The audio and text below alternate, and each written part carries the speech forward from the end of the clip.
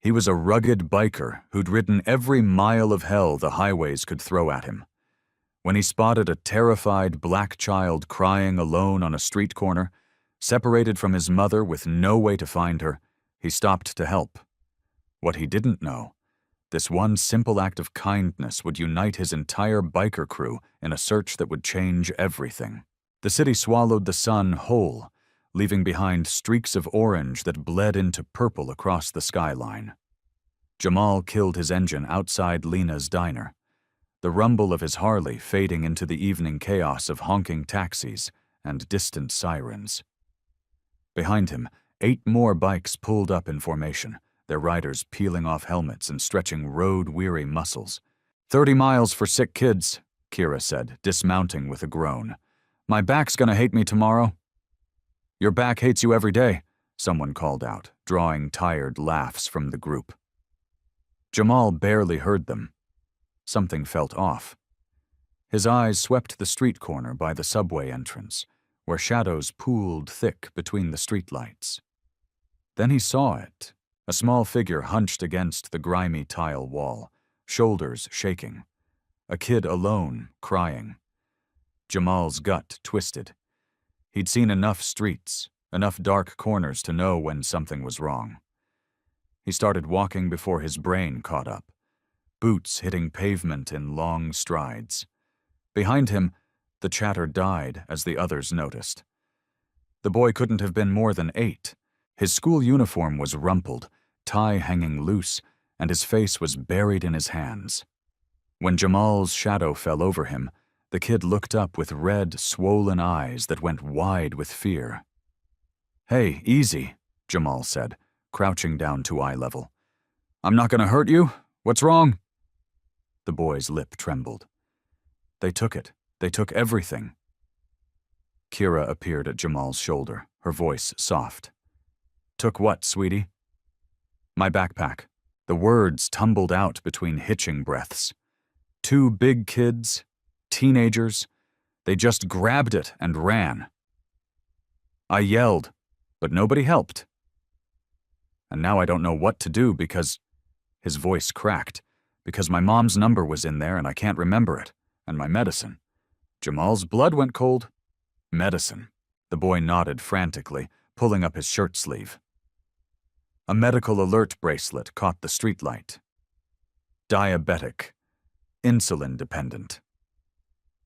My insulin kit's in the bag, the boy whispered, and my emergency sugar tablets. My mom always packs them. I was supposed to meet her at Grand Central after robotics club, but I got off at the wrong stop because I was reading and then those boys... He choked on a sob. Kira's hand found Jamal's shoulder, squeezing hard. They both understood. This wasn't about a stolen backpack. This was about a clock they couldn't see ticking down inside this kid's body. What's your name? Jamal asked. Jamari. Okay, Jamari. I'm Jamal. That's Kira. These are my friends. He gestured to the cluster of bikers now surrounding them. Their leather and tattoos probably terrifying to most kids, but right now forming a protective wall around this boy. We're gonna get your bag back. I promise you that. How? Jamari's voice was so small. Jamal stood, his mind already racing through possibilities, connections, old debts. When did they take it? How long ago? Maybe 20 minutes. I don't know. I tried chasing them, but they were too fast. 20 minutes. In this city, stolen goods moved like water through cracks. By now that bag could be anywhere. Pawned, dumped, sold to another crew. But 20 minutes also meant the thieves probably hadn't gone far. Teenage punks didn't run sophisticated operations. They grabbed and sprinted to the nearest place they felt safe. What did they look like? Kira asked. Jamari wiped his nose. One had a red hoodie. The other had a shaved head with a tattoo right here. He pointed to his temple like a spider or something. Jamal felt the others exchange glances. This neighborhood had territories, invisible lines that everyone who lived here understood. Red hoodie and temple tattoos meant one thing: Wannabe gangsters probably working for someone bigger, testing their street cred. Jake, Marcus, hit the market on 5th, Jamal ordered. That's where the small-timers fence stuff fast. Tommy, check the skate park by the old factory. Rest of you, fan out. Ask around. Somebody saw something. The bikers scattered without question. Engines roaring back to life. Jamal pulled out his phone, scrolling to a contact he hadn't called in months. The name made his jaw tighten. Vince. You sure about that? Kira asked quietly. She knew the history. No, Jamal admitted, but Vince still has ears everywhere. If anyone knows where stolen goods move in this district, it's him. The call connected. Well, well. Vince's voice oozed through the speaker. Jamal Washington. Thought you went legit? I need information. 2 teens, red hoodie and a spider tat grabbed a kid's backpack 20 minutes ago near the subway. Where would they take it? Vince laughed cold and sharp. And why would I tell you? Because I'm asking. That's not how this works anymore. Hermano, you left, remember? Walked away from the family. Jamal's free hand clenched. This is about a sick kid, Vince. Diabetic. His medicine's in that bag. Silence stretched across the line. For a moment, Jamal thought he'd hung up. Then, Spider Tat, that's probably Skinny Pete's little cousin. They've been running grab and dash jobs all week. Word is they're moving product through the industrial district. Old cement factory, maybe. Or one of the warehouses by the docks. Which one? I don't run charity services, Jamal. You want more? You come see me face to face, like the old days. The line went dead. Jamal stared at his phone, a familiar anger simmering in his chest. Of course, Vince would make this difficult. Of course, he'd use a kid's emergency to drag Jamal back into that world. We'll find another way, Kira said. But before Jamal could answer, Jamari made a small sound, a whimper that turned Jamal's blood to ice. The boy was swaying slightly, his face suddenly pale and slick with sweat. Jamari! Kira dropped beside him. Hey, look at me. I feel weird, Jamari mumbled. His eyes weren't quite focusing. Dizzy. When did you last eat? Jamal demanded. Lunch, but I was supposed to have a snack at 3:30. Mom always makes me, but I forgot because of robotics. And then his words were starting to slur at the edges. Kira looked at Jamal, and in her eyes, he saw the same calculation he was making. They had hours, maybe less, before this kid's blood sugar dropped into dangerous territory. Maybe they could get him to a hospital, but without insurance information, without a parent present, without knowing his exact medication needs, it was a risk. No, they needed that bag.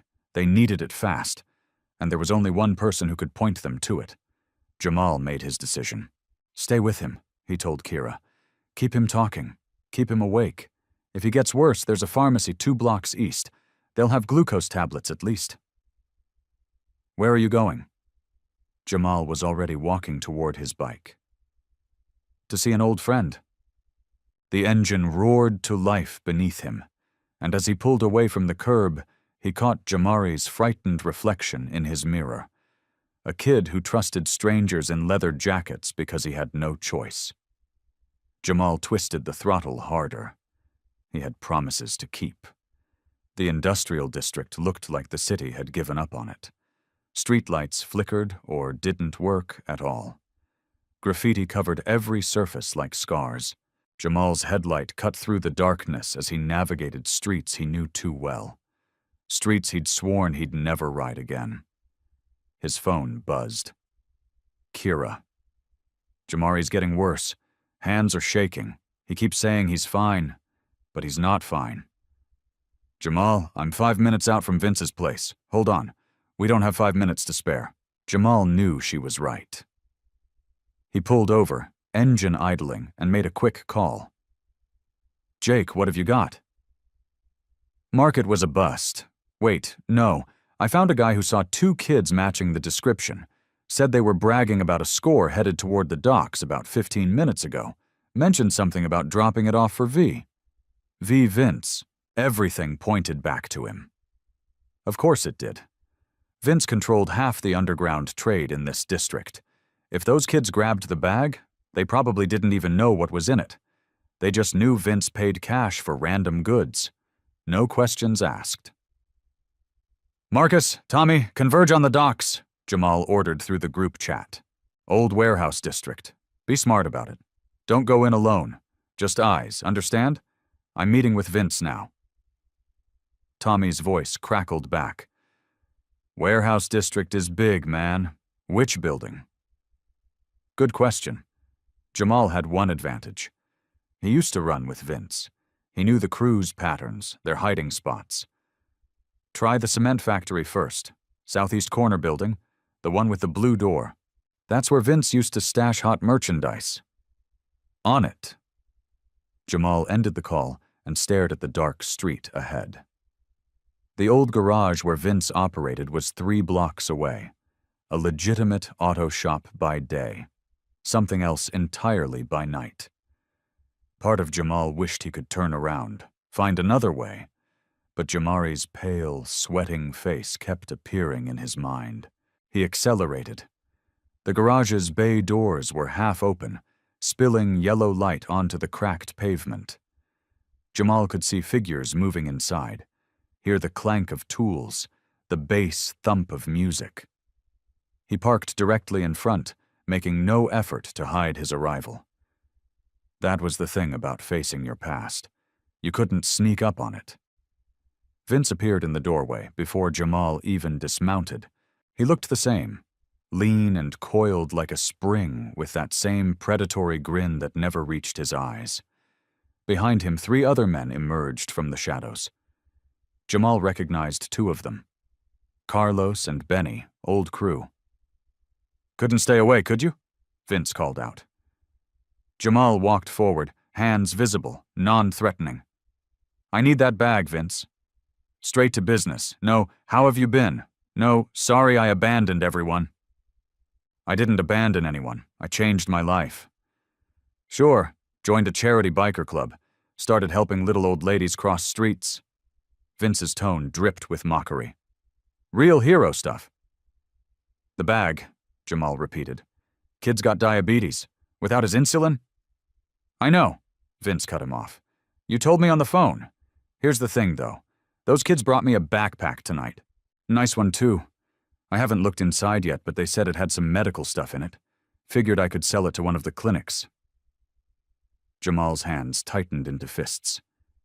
"You can't be serious." "I'm always serious about business." Vince stepped closer. "But you know what?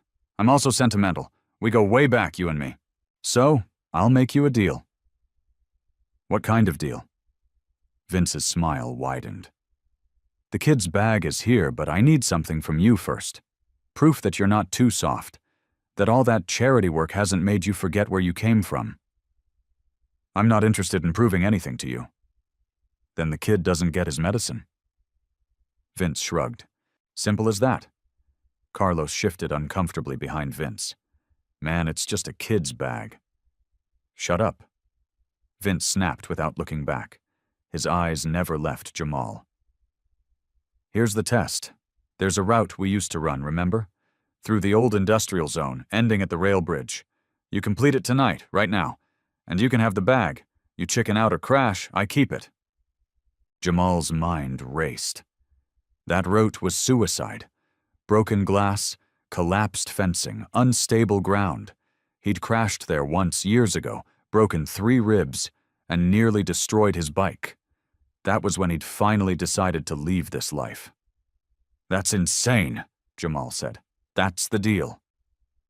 Vince crossed his arms. "Unless you want to call the cops." "Oh, wait. You can't because the kid doesn't have his mom's number. And by the time the authorities sort everything out, what happens to him?" Jamal's phone buzzed again. He didn't need to check it to know it was Kira with another update about Jamari's deteriorating condition. Every second he stood here arguing was a second that Kid didn't have. "Fine," Jamal said. I'll do your stupid race, but when I win, you hand over the bag immediately." "When you win," Vince echoed, amused. "Sure, hermano. When you win." Jamal turned back to his bike, but Vince's voice stopped him. "One more thing. Some of my boys will be on the route, just to make sure you don't take any shortcuts." His grin turned sharp. "Like old times, right?" Jamal didn't answer. He just started his engine, the roar drowning out everything else. He had a promise to keep and a ghost route to conquer. Behind him, Vince was already laughing. Jamal didn't head straight to the starting point of the route. He couldn't. Not yet. He pulled into an empty lot 2 blocks away and killed the engine. His hands were shaking, not from fear, but from rage. Vince knew exactly what he was doing. That route wasn't just dangerous. It was symbolic. It was the place where Jamal had broken, where he decided that living fast and dying young wasn't as romantic as everyone pretended. His phone lit up. Tommy. "We found the cement factory. Blue door, just like you said. There's movement inside, but we can't see much. Want us to go in?" "No. Wait for my signal. Vince confirmed he has the bag. I need to handle something first." "Handle what?" Jamal closed his eyes. "Just stay put. I'll call you in 20 minutes. He hung up before Tommy could argue. Then Kira called. "Jamal, where are you? Jamari just threw up? That's a bad sign. We need that insulin now." "I know. I'm working on it." "Work faster." Her voice cracked. "He's asking for his mom. He keeps apologizing like this is his fault." Something in Jamal's chest twisted. He thought about his own son, 7 years old, living 3 states away with his ex-wife because Jamal's life had been too unstable, too dangerous. He hadn't seen the kid in 4 months, hadn't earned the right to. Maybe this was his chance to earn something back. 30 minutes, Jamal said. "I promise." "You keep making promises you might not be able to keep." "I know." Jamal started his bike.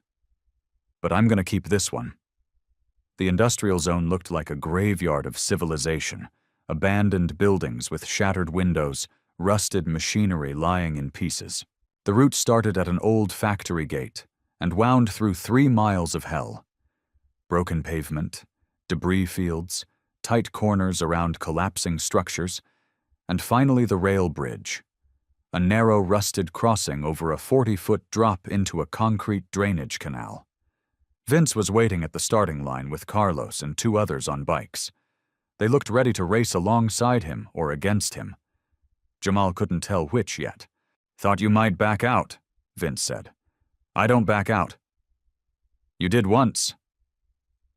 Vince gestured towards the route ahead.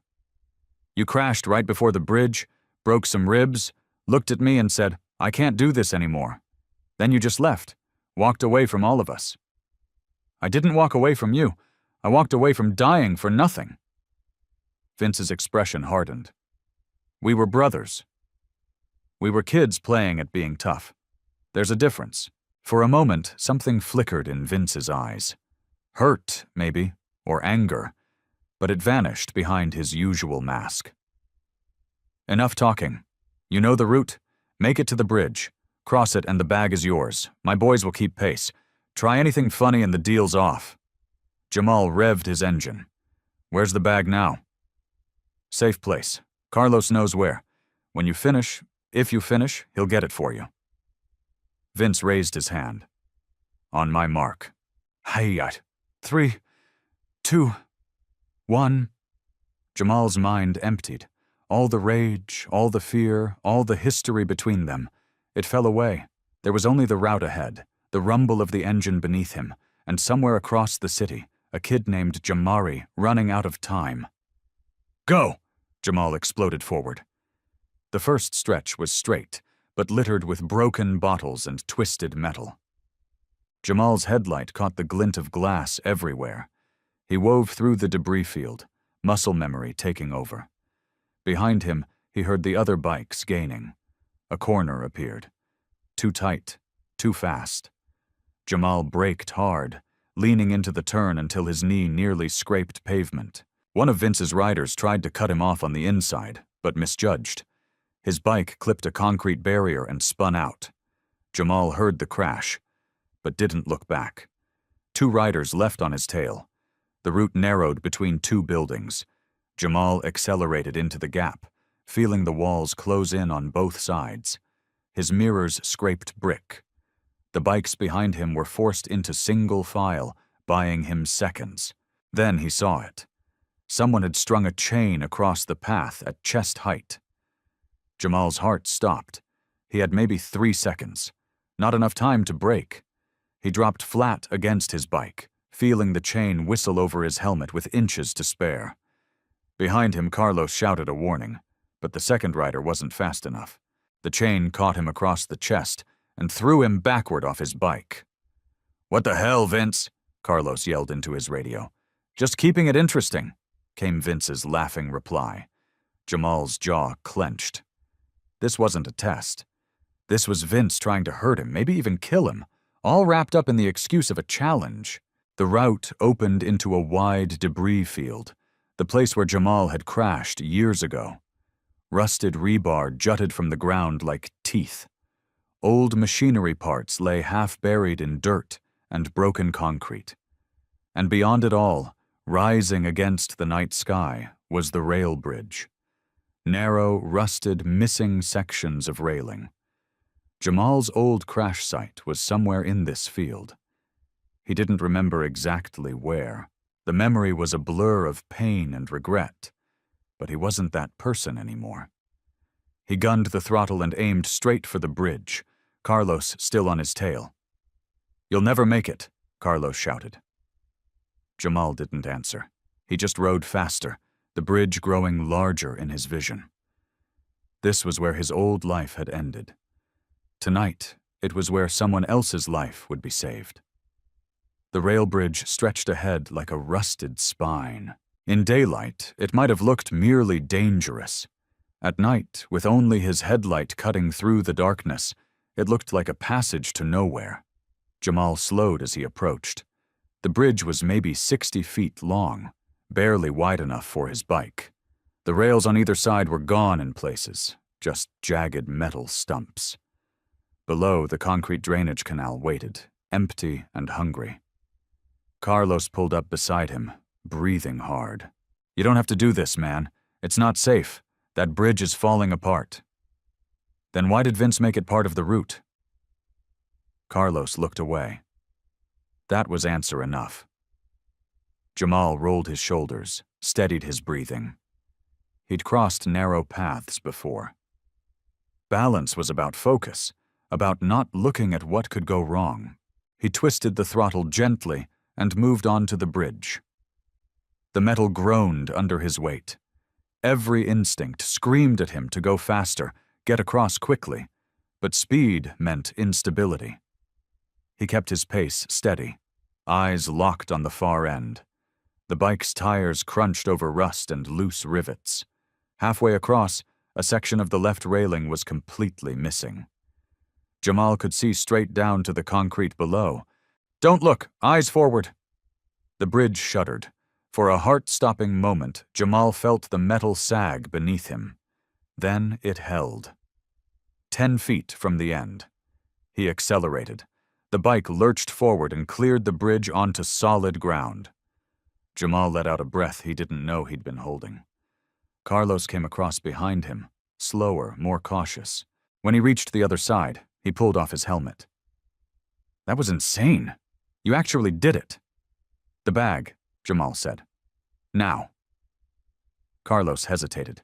He reached for his radio, then stopped. His expression shifted. Uncomfortable. Guilty.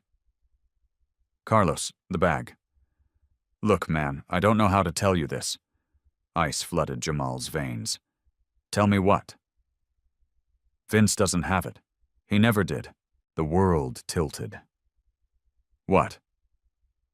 "The kids who grabbed it, they didn't bring it to Vince.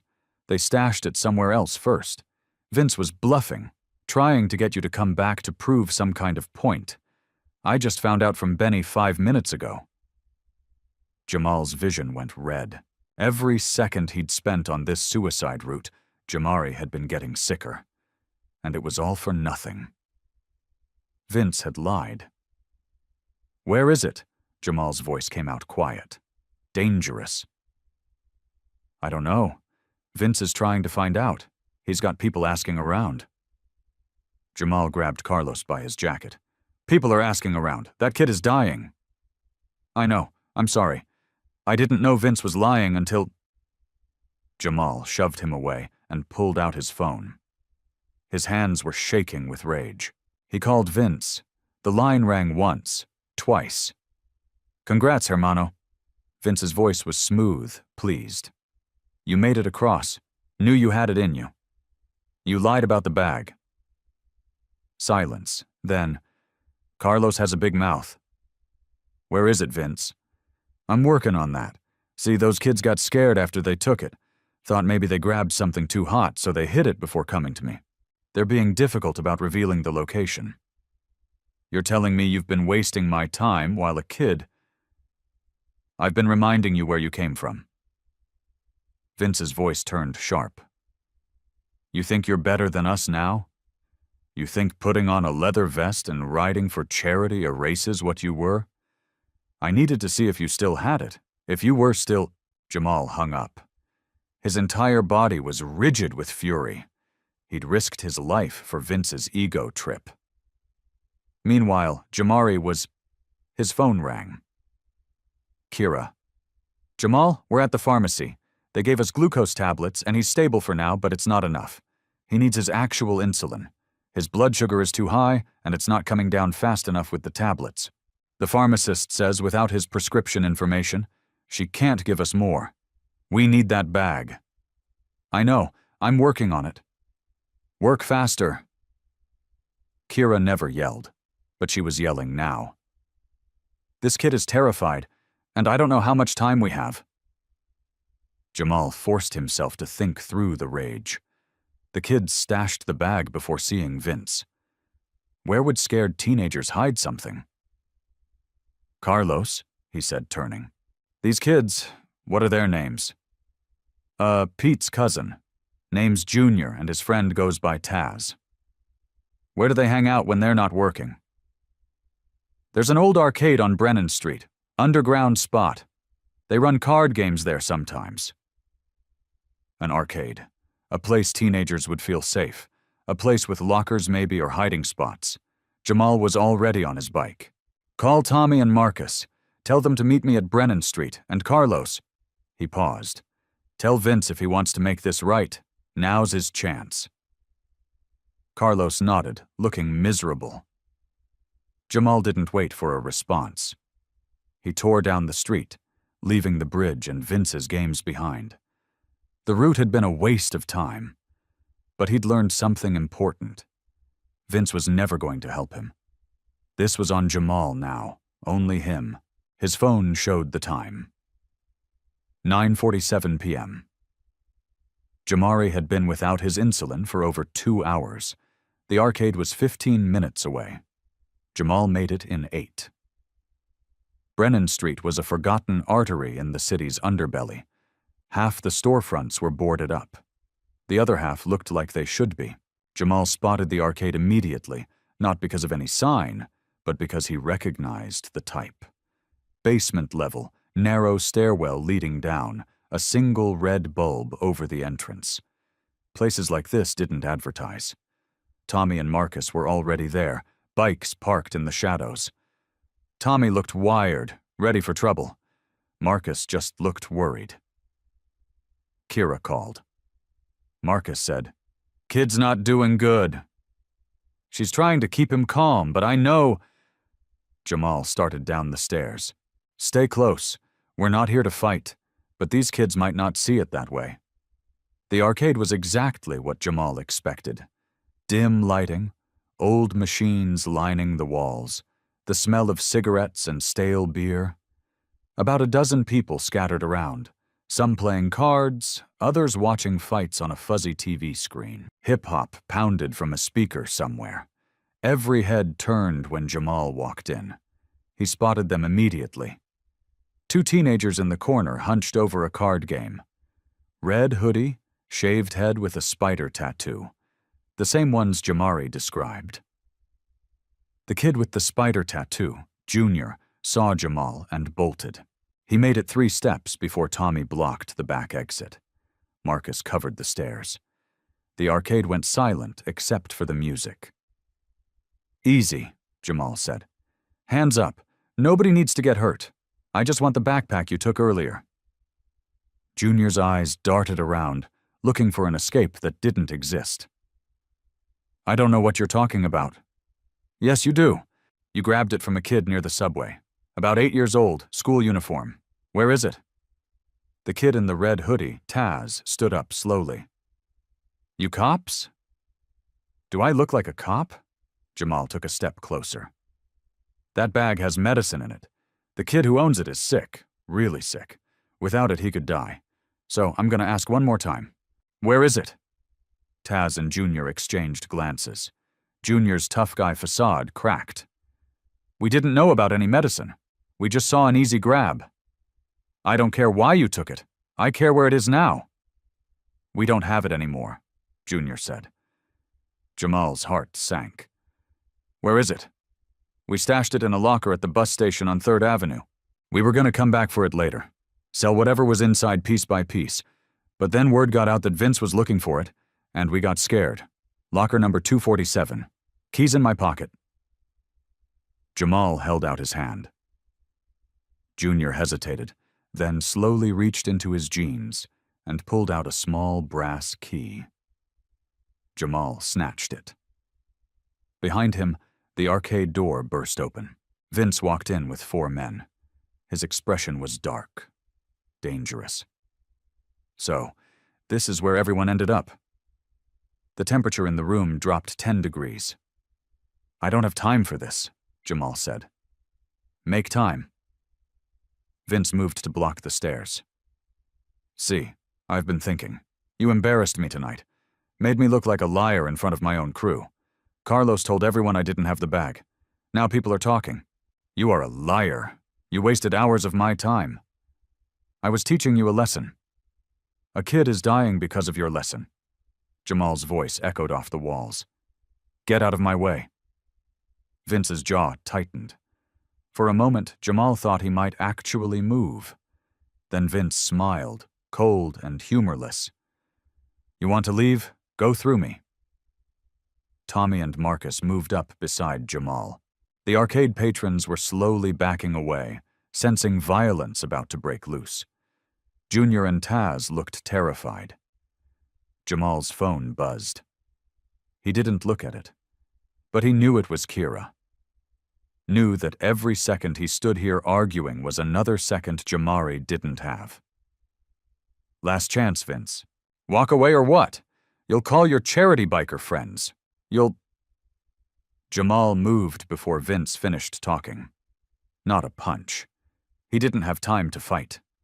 He swept low, grabbed one of the metal folding chairs, and swung it hard into the stack of wooden crates beside Vince's crew.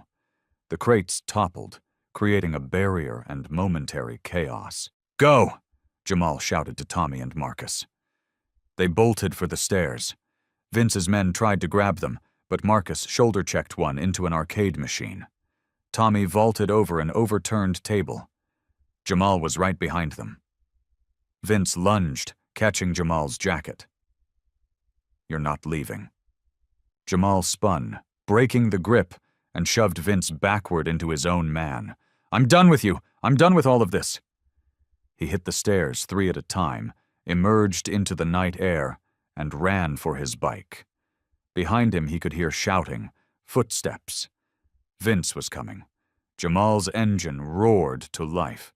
Tommy and Marcus were already peeling out. Jamal twisted the throttle and shot into the street just as Vince appeared at the top of the stairs, furious and screaming something Jamal couldn't hear over the engine noise. It didn't matter. The only thing that mattered was the brass key in his pocket and the bus station on 3rd Avenue. Jamal checked his phone at a red light. Kira's text was short. Blood sugar dangerously high. "Hurry." The light turned green. Jamal went faster.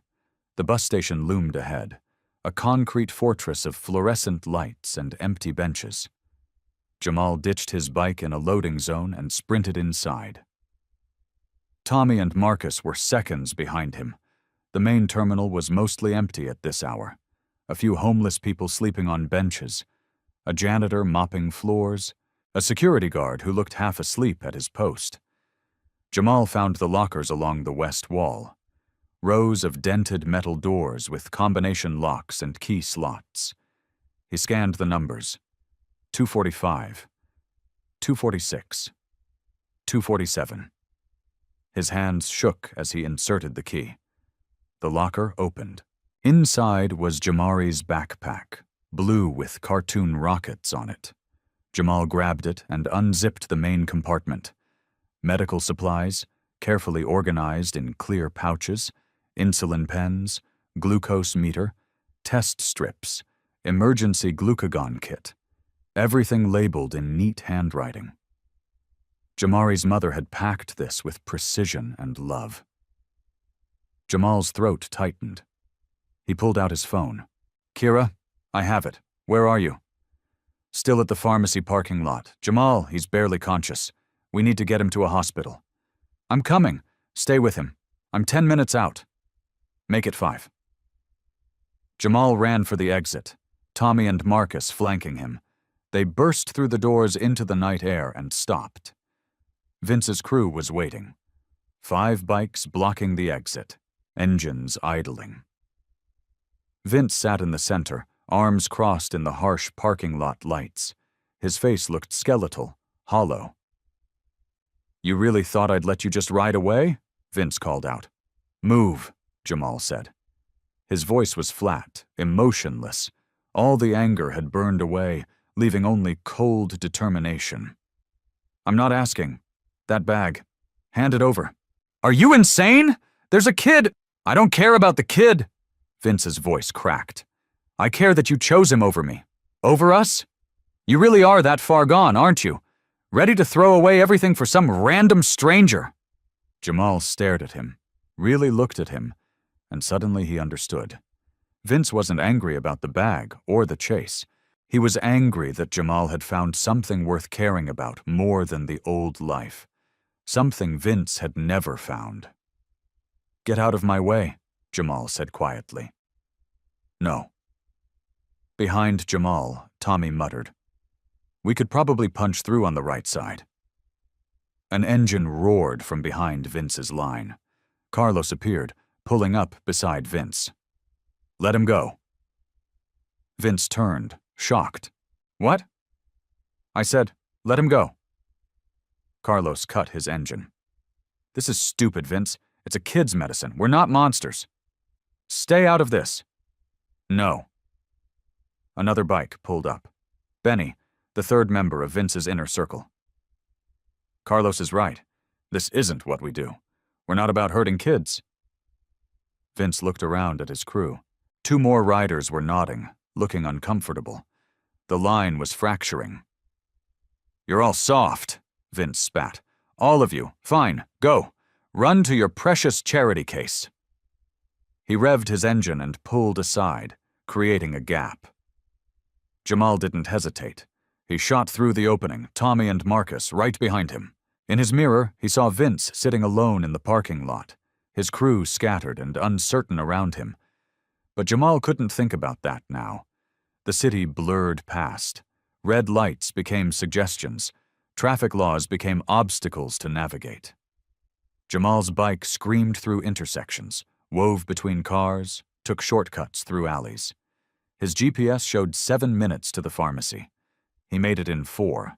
The parking lot was lit by a single streetlight. Kira's bike was parked near the pharmacy entrance, and beside it, Jamari was on the ground, Kira kneeling beside him. Even from a distance, Jamal could see the kid was in bad shape. His skin had a grayish tint. His eyes were barely open. Jamal jumped off his bike before it fully stopped. The backpack clutched in his hands. "Kira." She looked up, relief flooding her face. "Thank God." I've got him positioned for recovery, but he needs insulin now. Jamal dropped beside them, already unzipping the medical pouch. His hands, steady during the entire chase, now trembled as he pulled out an insulin pen. I don't know how to. I do. Kira took it. Her movements confident. She'd been a paramedic before joining the club. Jamari, can you hear me? We've got your medicine. Jamari's eyes fluttered. Mom. We'll get you to your mom. First, we need to fix your sugar. This is gonna pinch. Kira checked the pen, adjusted the dosage dial, and administered the injection into Jamari's thigh. 10 seconds that felt like hours. Then they waited. Jamari's breathing was shallow. His lips were dry and cracked. Jamal found himself holding the kid's hand without thinking about it, squeezing gently. Come on, Jamal whispered. Come on, kid. Fight. 30 seconds. A minute. Jamari's eyes opened wider. He took a deeper breath. There we go, Kira said, checking his pulse. That's it. Stay with us. Color started returning to Jamari's face. Not much, but enough. His fingers squeezed Jamal's hand back. My mom, Jamari whispered. I want my mom. We'll find her, Jamal promised. What's her name? Can you remember? Tasha Jackson. Each word was effort. She works at Grand Central. Information desk. Jamal was already dialing information. Get me Grand Central. Information desk. The call connected. A woman's voice. Grand Central, how can I need Tasha Jackson. It's about her son, Jamari. It's an emergency. A pause. Then, this is Tasha. Who is this? Is Jamari okay? He's okay now. He's safe, but he needs you. The sound she made was half sob, half prayer. Where is he? Greenfield Pharmacy on Morrison Avenue, Jamal said. He's stable, but he needs you. How fast can you get here? 20 minutes, maybe 15 if... Tasha's voice caught. Is he really okay? What happened? He'll tell you himself when you get here. Just drive safe. Jamal hung up and looked at Kira.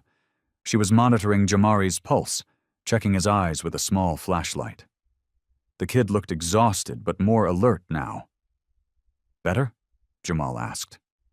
Jamari nodded weakly. Thank you. I thought I was gonna die. Not on our watch, Kira smiled. But Jamal could see the strain on her face. They'd cut this way too close. Jamal's phone rang. Tommy. Jamal, we've got a problem. Vince isn't letting this go. He just rounded up more guys. Word is he's looking for you. Man's lost it. Let him look. We're getting Jamari to his mom and then I'm done. He's saying you made him look weak, that he can't let you walk away without consequences. Jamal closed his eyes. Of course, Vince's pride was wounded, and wounded pride made men dangerous. Where is he now? Heading your way? Maybe 5 minutes out. Jamari was trying to sit up. Who's Vince? Nobody you need to worry about, Jamal said, but his mind was racing. Tasha was 15 minutes away. Vince was 5 minutes out. They couldn't stay here, but Jamari wasn't stable enough to ride. The pharmacy was closed for the night, doors locked. They were exposed in this parking lot. We need to move, Marcus said, reading Jamal's expression. Where? He can't ride yet. Kira stood. There's a diner 2 blocks north, public place, witnesses. Vince won't try anything stupid there. You sure about that? No, but it's better than sitting in an empty parking lot. Jamal looked at Jamari. Think you can walk? I'll try. They helped him to his feet. He swayed but stayed upright. Kira kept one arm around him while Jamal gathered his backpack. They started moving toward the diner on foot. Jamal and Marcus flanking them, constantly scanning the street. Headlights appeared in the distance. Move faster, Jamal urged. The diner's neon sign glowed ahead. Rosie's, open 24 hours.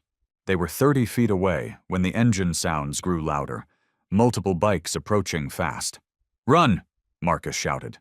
They burst through the diner doors just as 5 motorcycles pulled into the lot. The few customers inside looked up, startled. An elderly waitress behind the counter dropped her order pad. "Call the police," Jamal told her. "Now." Through the window, Jamal watched Vince dismount. His face was twisted with rage. The other riders spread out, surrounding the diner. One pulled out a chain. Another had a tire iron. "Oh God," Jamari whispered. "This is because of me." "This is because of him," Jamal corrected, nodding toward Vince. "This is about pride and ego, not you." Vince pushed through the diner door.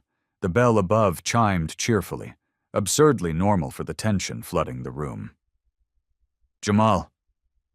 Vince's voice was steady now, cold. "You and me, outside. We settle this." "There's nothing to settle. The kid has his medicine. It's over."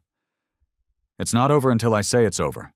Vince slammed his hand on a table, making everyone jump.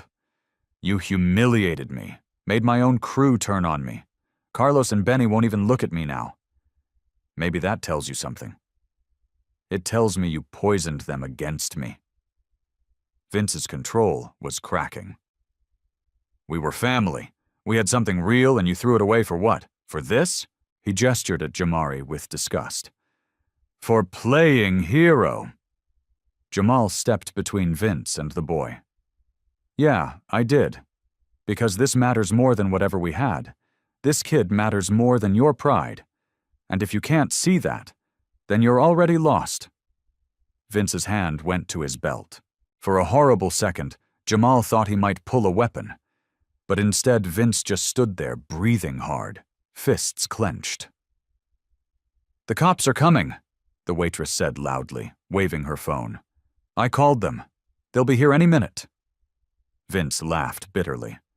"Of course you did." He looked at Jamal. "This isn't over, you hear me? This isn't—" Sirens wailed in the distance, growing closer. Vince's crew shifted nervously. One of them tapped his arm. "Man, we gotta go. We got warrants." For a long moment, Vince just stared at Jamal. Years of friendship and betrayal and regret hung between them like smoke. Then Vince turned and walked out. His crew followed. Engines roared to life. By the time the first police car pulled into the lot, they were gone. Jamal sagged against the counter, adrenaline finally draining. His hands were shaking again. "You okay?" Kira asked. "No, but I will be." 2 police officers entered, hands on their holsters. An older cop with gray hair took charge. "Someone want to tell me what's going on?" Before Jamal could answer, Jamari spoke up. "These people saved my life. I'm diabetic and my backpack got stolen. And they found it, and they helped me, and—" He was talking too fast, words tumbling out. "Slow down, son," the officer said gently. "Let's start from the beginning." Through the window, Jamal saw another car pull up.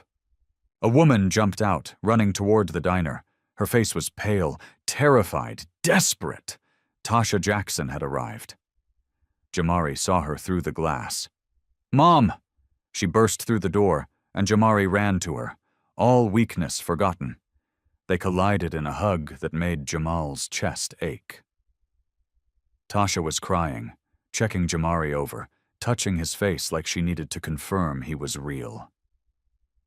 "I'm okay, Mom," Jamari said. "I'm okay. They helped me. The bikers helped me." Tasha looked up at Jamal, tears streaming down her face. She didn't say anything. She didn't need to. Jamal just nodded. Some promises were worth keeping. The police took statements for nearly an hour. Tasha sat with Jamari the entire time, her arm never leaving his shoulders. She explained how Jamari had gotten off at the wrong subway stop, something he'd done before when lost in a book. How she'd been frantically calling his phone until she realized he'd left it at home that morning. How she'd been minutes away from reporting him missing when Jamal called. I don't know how to thank you, she said to Jamal for the third time. I don't even know where to start. You don't need to thank me, Jamal said. Just keep being the kind of mom who packs backup insulin in her kid's bag. Tasha's eyes filled with tears again. She squeezed his hand. The senior officer, Detective Morrison, closed his notebook. Mr. Washington, you're free to go. We'll follow up if we need anything else. As for the assault and harassment claims against this Vince character, we'll be looking into that. His real name is Vincent Salazar, Jamal said quietly. He runs an auto shop on 6th Street, but Detective... He hesitated. He's not the real problem. He's just lost. Morrison studied him. Lost people can still hurt others. You did a good thing tonight, but be careful. Men like that don't forget grudges easily. Jamal nodded. He knew that better than anyone. Outside, the night had grown cooler. Stars were visible between the city lights. Rare for this part of town. Kira, Tommy, and Marcus were waiting by their bikes, exhausted but satisfied. Hell of a night, Tommy said. Hell of a night, Jamal agreed. Jamari appeared in the doorway, his mother behind him. He was holding his backpack and looked 100 times better than he had an hour ago. Still tired, still pale, but alive. Gloriously, stubbornly alive. We're going to the hospital, Tasha said, just to make sure everything's okay. But Jamari wanted to say something first. Jamari stepped forward. He looked at Jamal, then at the other bikers. Thank you, all of you. I thought when those boys took my bag, I thought nobody would help me. Everyone just walked past. But you didn't. You stopped. Of course we stopped, Kira said gently. Not everyone would have.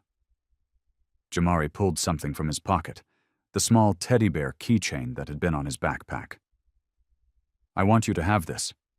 My dad gave it to me before he died. It's my good luck charm, and I think you need it more than me now. Jamal's throat tightened. Jamari, I can't take... Please! The boy pressed it into Jamal's palm. You gave me my life back. This is all I have to give. Jamal looked at the worn little teddy bear, no bigger than his thumb. Its fur was matted from years of being carried everywhere.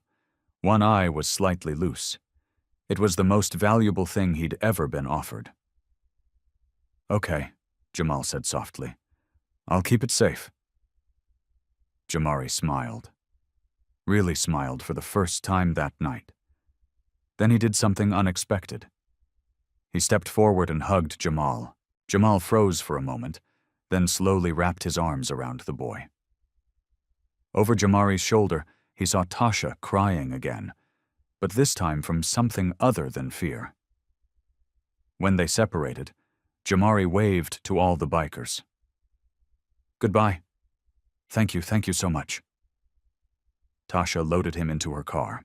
As they pulled away, Jamari pressed his face to the window, waving until they turned the corner and disappeared. The parking lot fell quiet, except for the hum of streetlights. You good? Kira asked. Jamal looked at the teddy bear keychain in his hand, then at his phone, where Vince's contact information still sat in his list. He thought about everything that had happened tonight. The lies, the dangerous race, the confrontation.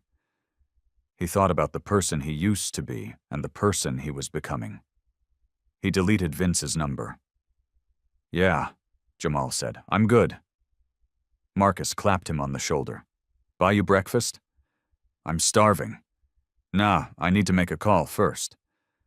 Jamal pulled up another contact, one he hadn't used in weeks, his ex-wife. I need to talk to my son. Tell him I love him. Maybe see if I can visit next weekend. Kira smiled.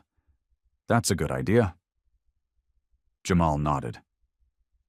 It was past midnight now. Too late to call, but tomorrow he would. Tomorrow he'd start being the father his boy deserved, the way he'd helped Jamari tonight. That's what fathers were supposed to do. Show up. Fight for what matters. keep promises. He attached the teddy bear keychain to his motorcycle keys. It dangled there, catching the streetlight. A reminder of the night everything changed. "All right," Jamal said, mounting his bike. "Let's get out of here." The engines roared to life in unison, not aggressive or threatening, but strong and purposeful. They pulled out of the parking lot in formation, riding through the quiet city streets. Behind them, the diner lights faded. Ahead, the road stretched open and endless. Jamal didn't know what tomorrow would bring. Maybe Vince would come looking for revenge. Maybe those old ghosts would keep haunting him. But tonight, he'd saved a life. Tonight, he'd been the person he wanted to be, and that was enough. As they rode through the sleeping city, past closed shops and empty intersections, Jamal felt something he hadn't experienced in years. Peace. Not the absence of conflict, but something deeper.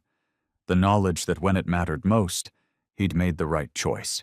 The bikers disappeared into the night, their taillights like red stars against the darkness. Not as outlaws or rebels, but as protectors. As proof that redemption isn't found in grand gestures or perfect lives, but in the simple, powerful choice to help someone who needs it. The city slept, but somewhere in it, a boy was safe with his mother, and that made all the difference.